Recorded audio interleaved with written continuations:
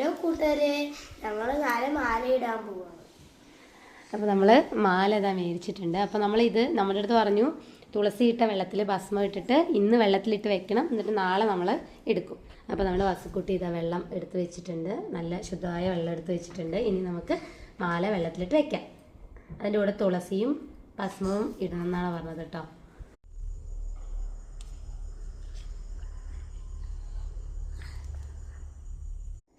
നമ്മുടെ വസുക്കുട്ടി എല്ലാം എന്താ റെഡിയാക്കിക്കൊണ്ടിരിക്കുന്നുണ്ട് കേട്ടോ. കുറേ നാളുകളുടെ ആഗ്രഹം കൊണ്ട് എല്ലാം വസുക്കുട്ടി തന്നെയാണ് ചെയ്യുന്നത്. ഞാൻ ചെയ്യാമെന്ന് പറഞ്ഞിട്ട്.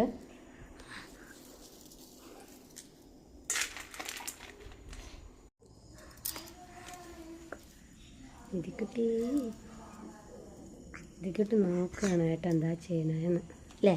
എന്താ ചെയ്യണ വലിയേട്ടാ? അപ്പോൾ തുളസി ഞാൻ ഇട്ടിട്ടുണ്ട്. കുറച്ചിട്ടാൽ മതി. മതി മതി. മാല ഓരോ മലയായിട്ട്